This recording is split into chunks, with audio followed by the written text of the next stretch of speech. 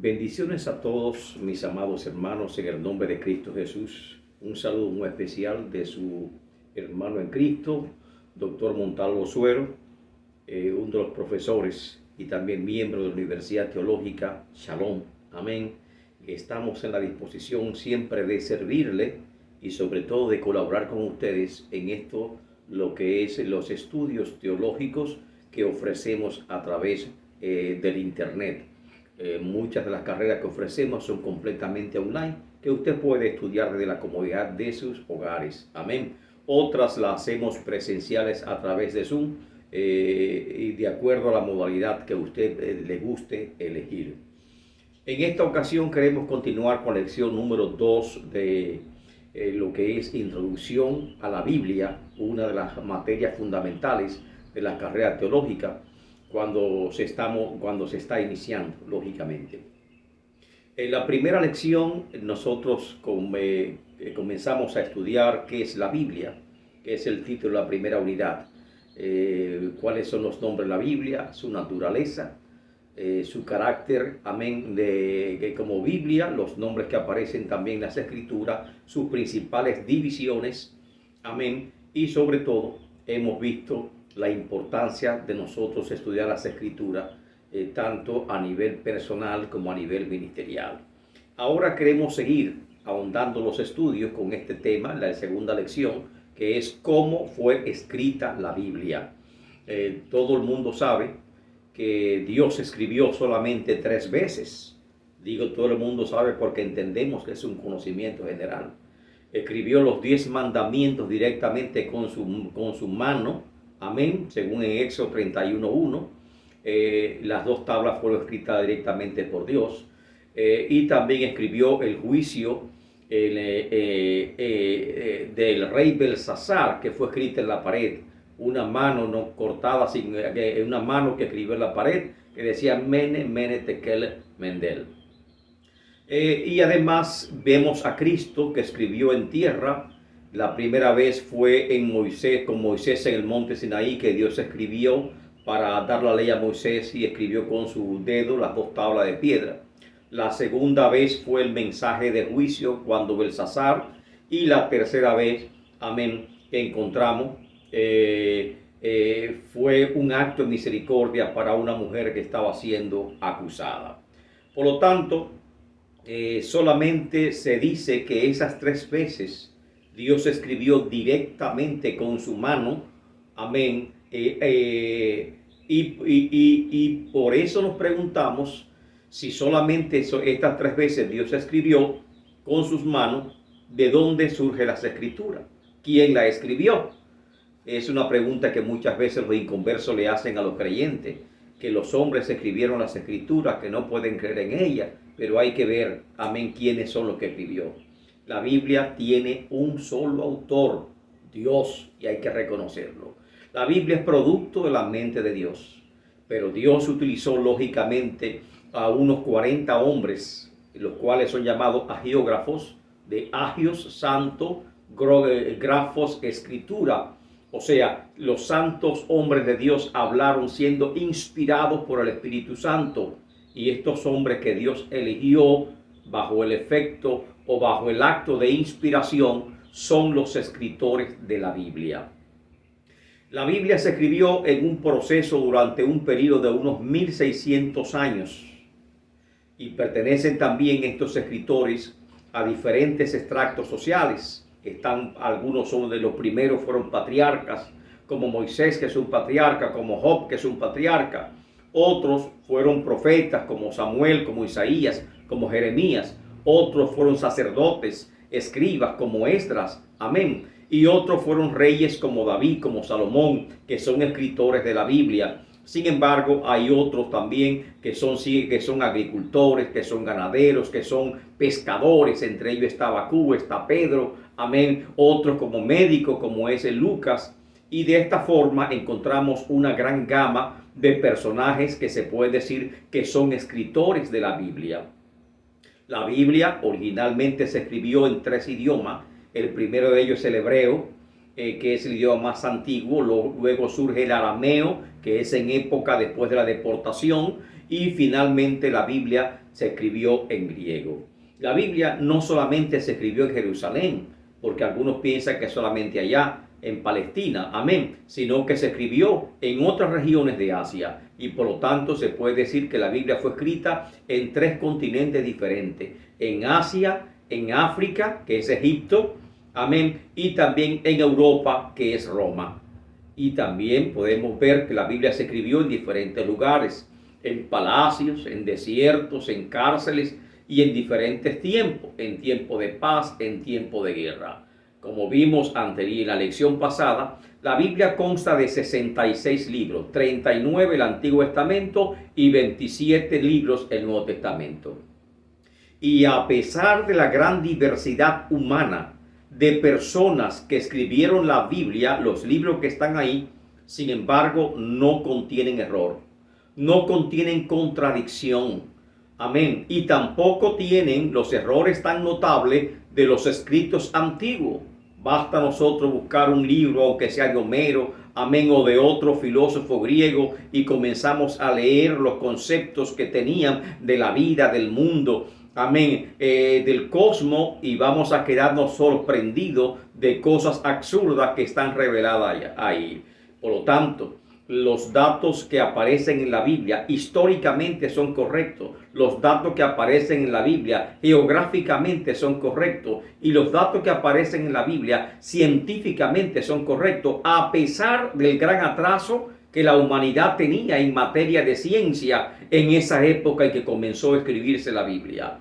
¿Por qué razón hay tanta unidad, tanta coherencia en todos los libros de la Biblia, de tal forma que se conforma una secuencia, amén, histórica perfecta, una secuencia temática perfecta, amén, sin contradicción alguna? Que usted puede tomar un tema en el libro de Génesis y ir buscándolo a través de los demás libros hasta el Apocalipsis y encuentra una perfecta unidad de esos temas que se están revelando. Hoy en día reunimos 50 cristianos o reunimos a 5 pastores y les preguntamos sobre un solo tema y no se ponen de acuerdo. Pero la Biblia, ¿cuántos miles de temas tiene?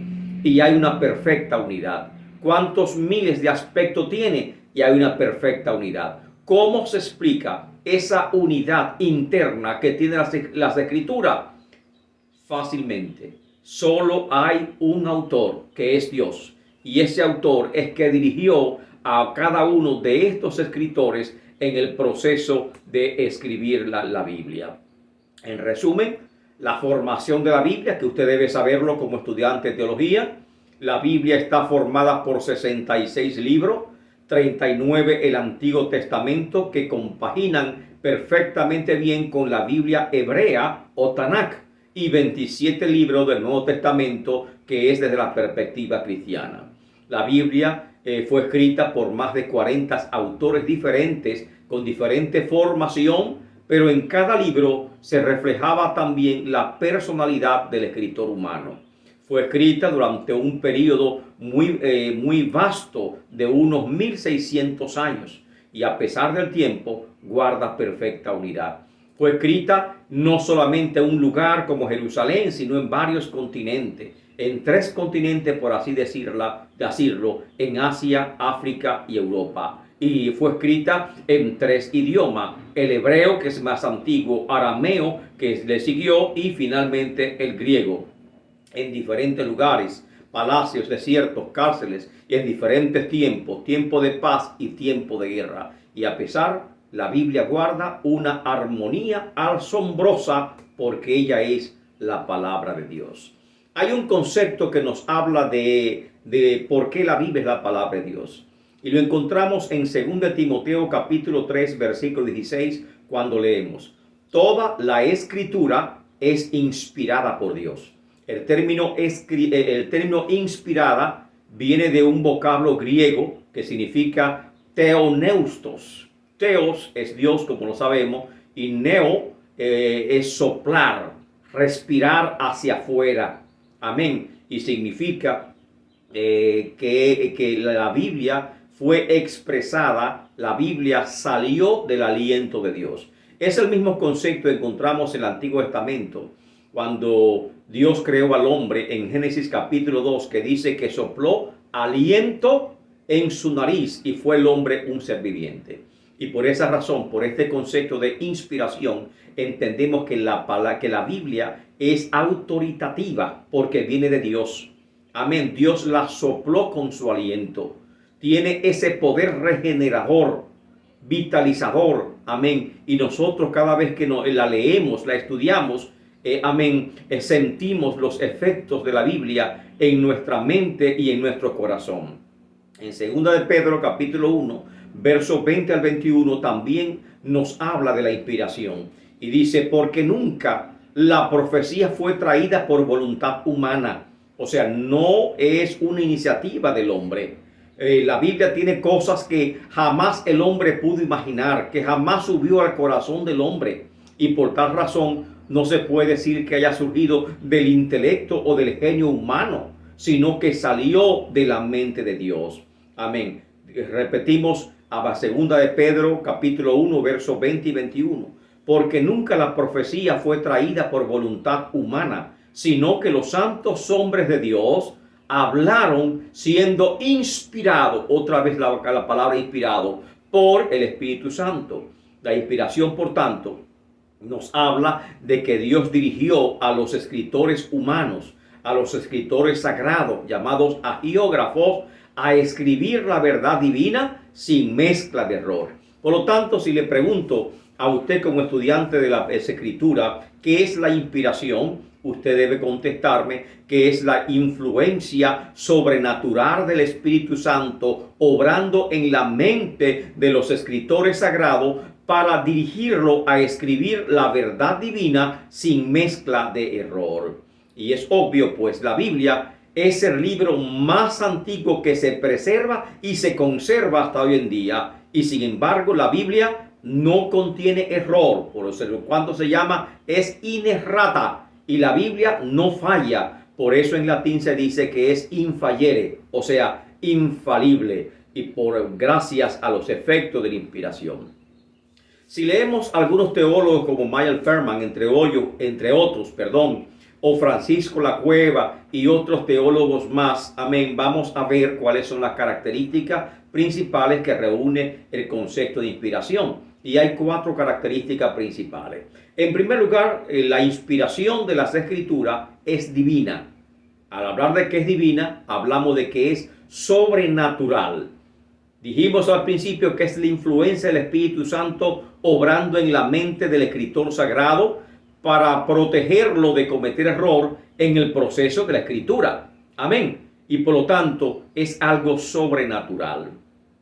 No se puede confundir con la inspiración humana, la cual es natural. La inspiración humana del poeta, del escritor, del músico, la inspiración humana tal vez del artista, del pintor, del escultor, que tal vez busca una musa, alguien que le sirva de inspiración. Eso lógicamente es parte de nuestra condición humana. Y no se habla de inspiración en este término, porque estamos hablando de un proceso sobrenatural dirigido directamente por el Espíritu Santo del Señor. Sabemos que en el Antiguo Testamento la presencia del Espíritu Santo es la misma presencia de Dios. Y sabemos que en el Antiguo Testamento encontramos al Espíritu Santo obrando en la creación. Amén. Cuando dice Génesis 1 que el Espíritu de Dios se movía sobre la faz de las aguas, ahí estaba obrando el Espíritu Santo. Y vemos que el Espíritu Santo descendía esporádicamente sobre algunos personajes para ungirlos. Y estos personajes eran los voceros de Dios que hablaban de forma autoritativa, los cuales llamamos profetas. Amén. Y también descendió sobre otros personajes que al principio no eran profetas, pero que entendemos que es algo muy importante. Aparte de que es divina, amén, la inspiración, la segundo atributo de la inspiración es que es única. Cuando hablamos de que es única, tenemos que entender que para nosotros, de la perspectiva cristiana, amén, el único libro que reconocemos como sagrado es la Biblia. No hay otro libro que nosotros podamos admitir que tenga el mismo grado de inspiración que la Sagrada Escritura. Pueden aparecer muchos otros y muchas personas que tal vez digan que están hablando de forma inspirada. pero le reconocemos, amén, que hubo un proceso en la cual se reconocieron cuáles son los 39 libros del Antiguo Testamento y se formó el canon del Antiguo Testamento, o sea, lista de los libros sagrados, los libros que son inspirados. Y hubo un proceso también en el cual concluyó con la formación del canon del Nuevo Testamento, los 27 libros del Testamento, los cuales se reconocen como que son también inspirados. Fuera de esos libros, amén, la iglesia no reconoce ningún otro libro, ninguna escritura que es inspirado. Y en otro lugar, cuando decimos que es única, se refiere para que no la confundamos con otros procesos o otras funciones que el Espíritu Santo realiza. Esa función, amén, de inspiración recayó únicamente sobre los escritores sagrados. Hubieron profetas que profetizaron de parte de Dios, que recibieron revelación de Dios, pero no fueron escritores. Y hubieron otros que no fueron profetas, pero sin embargo, estos recibieron, amén, la influencia del Espíritu Santo para ser escritores. Por lo tanto, esa función de inspiración recayó únicamente sobre el escritor sagrado. No es común. No se confundan, por ejemplo, con la iluminación, que la iluminación es para todos los creyentes. La iluminación es general. La iluminación admite grado. La iluminación usted la busca y en la medida que la busca puede adquirir mayor grado de iluminación. Mientras mayor grado de conocimiento teológico usted va alcanzando. Y eso es lindo. Amén. Pero no podemos confundir la inspiración, que es el proceso mediante el cual Dios dirigió, amén, la mente de los escritores sagrados para escribir la verdad divina que fue revelada sin mezcla de error. Mientras que la iluminación es el proceso también del Espíritu Santo, que actúa sobre nuestro corazón y nuestra mente, nuestro intelecto, pero es para abrir la mente, para abrir el intelecto y que nosotros comprendamos la verdad divina que ya está escrita. Amén. Y por eso la iluminación es para todos. Tan pronto nos convertimos, el Espíritu Santo viene a nuestros corazones. Y dice las Escrituras, amén, que Cristo lo prometió a los creyentes y Él vendría ¿para qué? Para guiarnos, para enseñarnos, para recordarnos todas las cosas que Cristo había ordenado. Y por lo tanto, amén, el Espíritu Santo tiene esa función de ayudarnos a nosotros mediante la iluminación para que comprendamos las Escrituras. No recomendamos a la gente, a las personas, a los creyentes únicamente, amén, comenzar a abrir la Biblia y decir, aquí dice esto, significa tal cosa. La Biblia es un libro bastante complicado, por así decirlo. Amén, tiene sus reglas, sus normas de interpretación. Y no es a lo que nosotros pensamos que vamos a interpretarla. Con nuestra propia intuición tenemos que ir perfeccionando el conocimiento de las Escrituras. Tenemos que ir aplicando nuestro corazón al estudio de las Escrituras. Y en esa medida que apliquemos el corazón a indagar las Escrituras, el Espíritu Santo va a ir abriendo puertas para que nosotros comprendamos nuevas verdades más. Y esas verdades llegarán a nuestra mente en forma de una revelación. Por lo tanto, la inspiración es divina porque es sobrenatural. La inspiración es única para que no lo confundamos, amén, con la iluminación. Y es única para que no pensemos que hay otros libros más que pudo o tal vez quisieron ser inspirados. Amén. Y en tercer lugar, muy importante, una característica importante de lo que es la iluminación, es que es viva. Viva significa que es consciente. Cuando el Espíritu Santo cae sobre el escritor sagrado para dirigirlo, que éste escriba la verdad divina, amén, ¿qué encontramos? Que el escritor sagrado no cae en trance, no pierde la conciencia, sino que se mantiene despierto, se mantiene alerta, sabiendo que es Dios que lo está dirigiendo en ese proceso de la escritura.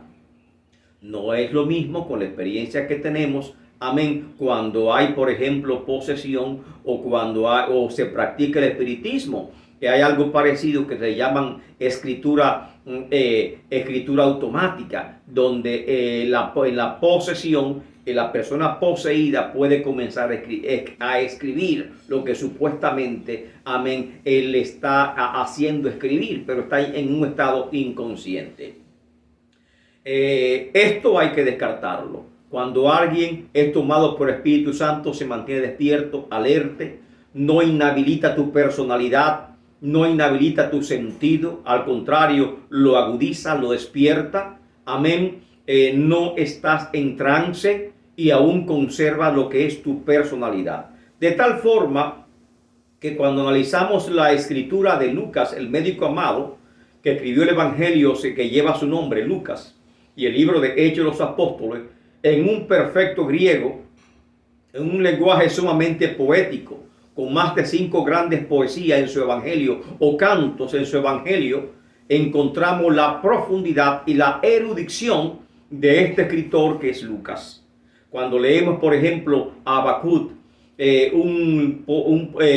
alguien que dijo que no era profeta de profesión, sino que era boyero y recolector de higo silvestre, es decir, un agricultor, un labrador, amén, que tal vez no tenía esa formación.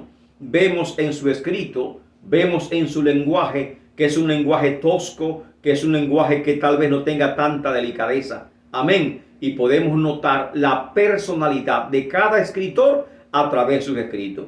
Cuando leemos la carta de Pablo, nos sentimos identificados con el apóstol Pablo porque expresa su sentimiento, su corazón, y vemos, amén, que en ese proceso en que fue inspirado, amén, Pablo está presente en todo el proceso. Es como que Dios camina de la mano con el escritor sagrado, dirigiéndolo, conduciéndolo, no lo aparta, no lo saca, amén, sino que lo deja presente, y a través del escritor, utilizando como un instrumento humano, Dios expresa, amén, lo que es su revelación. Y por lo tanto, la inspiración es un proceso vivo, consciente, no mecánico, amén, porque toda actividad mecánica, amén, la inspiración descarta toda actividad mecánica, amén. Y por lo tanto hay que ver cuando una persona supuestamente está hablando a nombre de Dios, si está en trance, no es Dios que está hablando. Amén. Cualquier cosa que haga en esa situación es el enemigo que se está expresando y no es Dios que lo está haciendo. Y la última característica que tenemos que tener pendiente para saber lo que es la inspiración es que la inspiración es verbal. Verbal viene de verbo, palabra, amén. O sea, es preposicional. Amén. Dios no inspiró los conceptos. No le dijo, Pablo, háblate tal tema. No.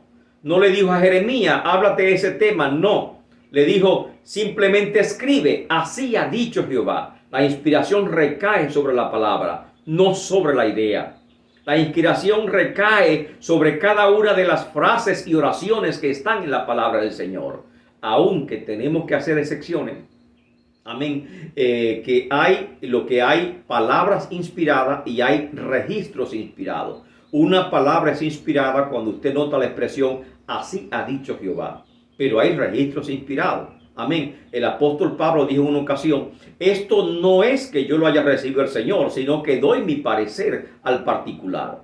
Y asimismo, cuando leemos el libro de Job, amén, encontramos que Job registró lo que Satanás declaró ante Dios, pero no era que la palabra de Satanás estaba inspirada, sino el registro de lo que ocurrió fue inspirado para que se preservara en las escrituras y nosotros tuviésemos acceso a ese conocimiento. De tal forma que Satanás dijo, piel por piel, y todo lo que el hombre tiene dará por su vida. Esto no es verdad, es una mentira, una falacia que Satanás dijo, porque el hombre y la mujer de Dios siempre ha sido fiel, y lo demostró Job. No importó que le cayera la sarna maligna, no importó que le quitaran todas las propiedades, todas sus riquezas, no importó que muriesen injustamente sus hijos, no importó que su mujer, amén, renegara de él. Sin embargo, Job se mantuvo íntegro delante del Señor.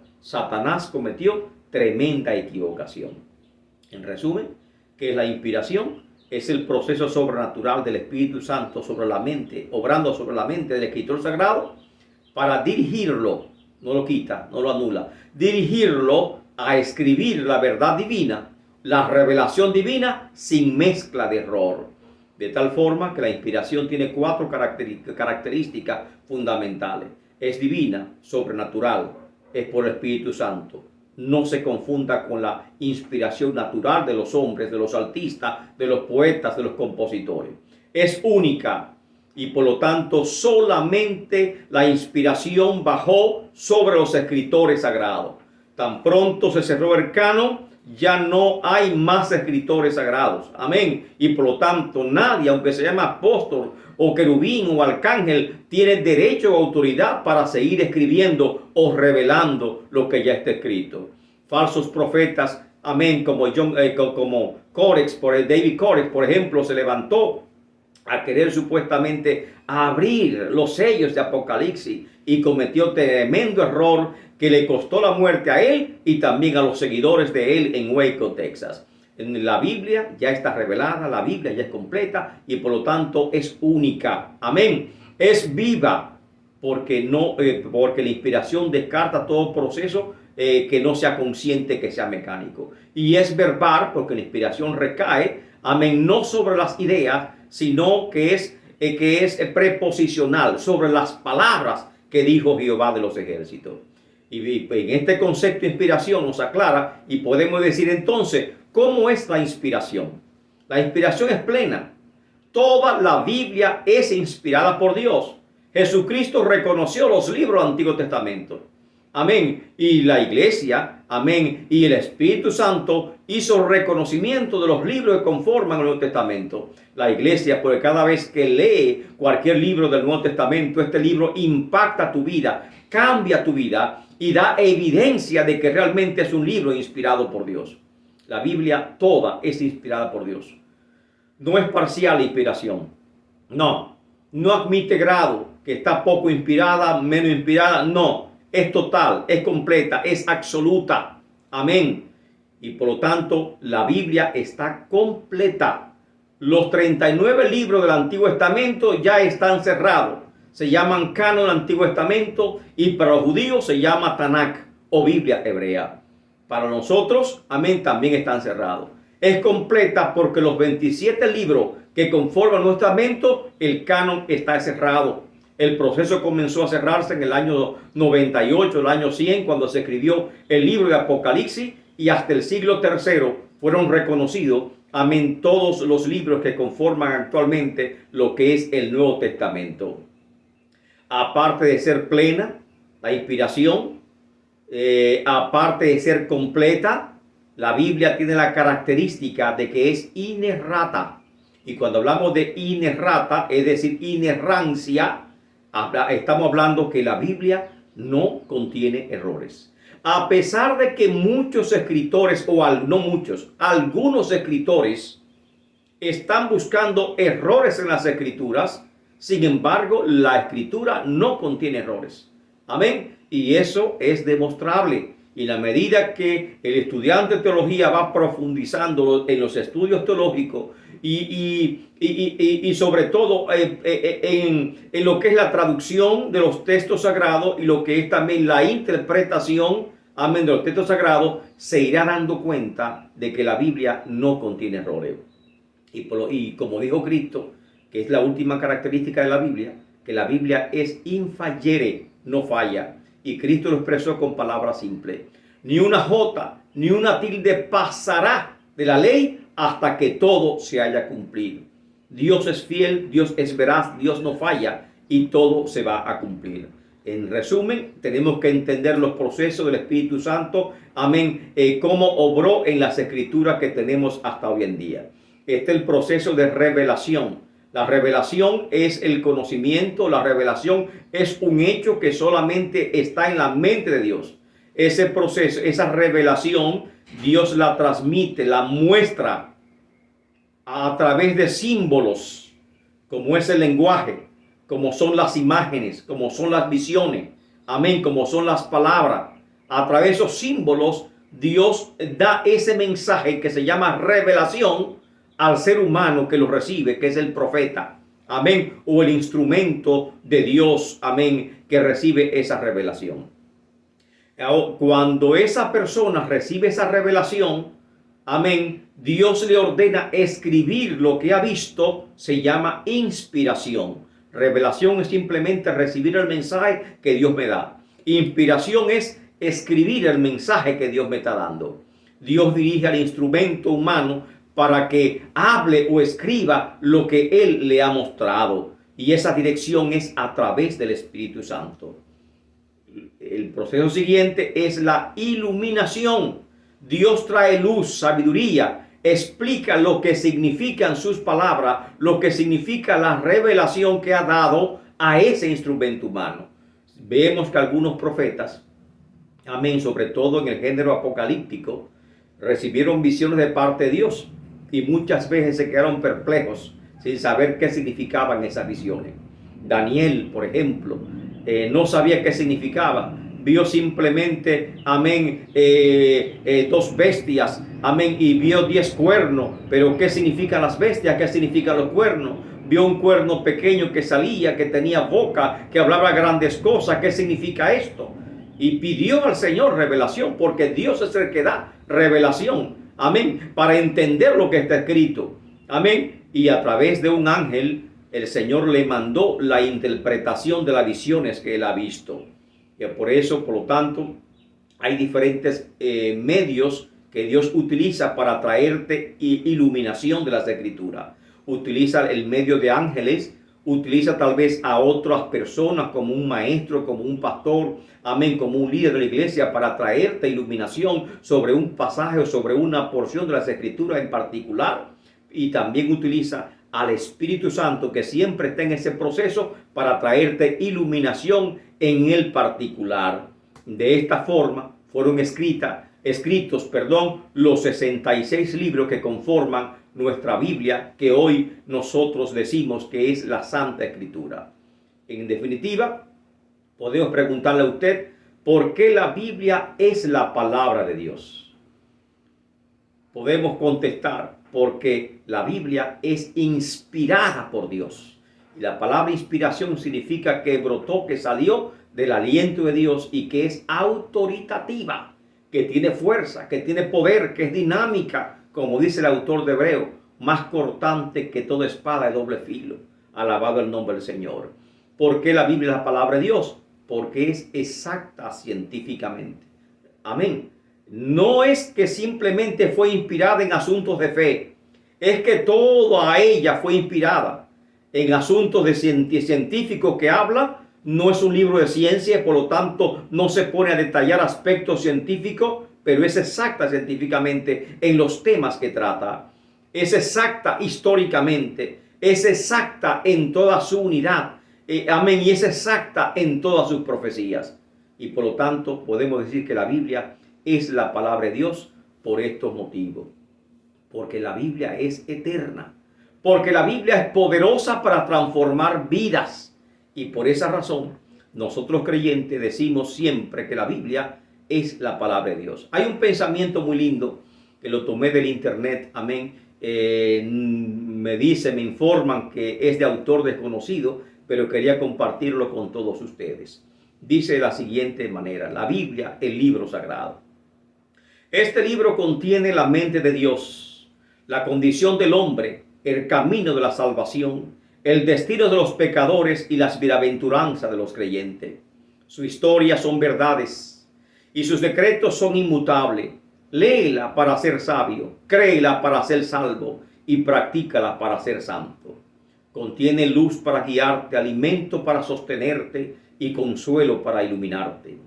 Es el mapa del viajero, es el bastón del peregrino, la brújula del piloto, la espada del soldado. El cielo es abierto y las puertas del infierno son descubiertas. Cristo es su tema principal. Nuestro bienestar es su propósito y la gloria de Dios es su finalidad. Debe llenar la mente, debe gobernar el corazón y debe guiar tus pasos.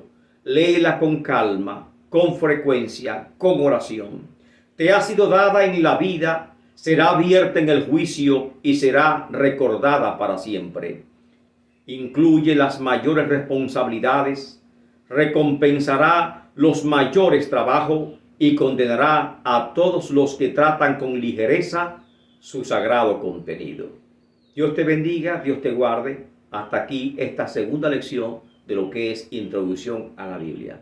Bendiciones y nos vemos en una próxima entrega. Bye.